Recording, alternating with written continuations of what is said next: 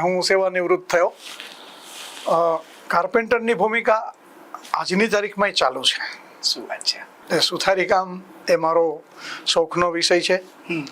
હું સાવ બચપણથી જ સુથારી કામ કરતો આવ્યો છું. મારી કારકિર્દીની શરૂઆત જ ત્યાંથી થઈ. અને સાથે સાથે કવિતા પણ એટલા વર્ષો પહેલા, એટલે કે લગભગ 1981-82 થી કવિતા લખતો પણ થયો.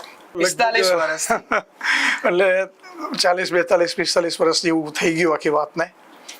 કવિતા અને સુથારી કામ સતત સાથે સાથે ચાલે છે.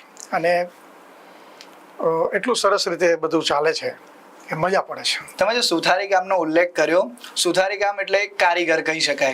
કારીગરના હાથ કોઈ દિવસ લીસા ના હોય, તો આ સુથારી કામ કરતા ખરબચડા હાથે આટલી મુલાયમ કવિતાઓ કઈ રીતે લખાય? ના, એ પણ બહુ જ એક આનંદની વાત છે આખી. કેમ કે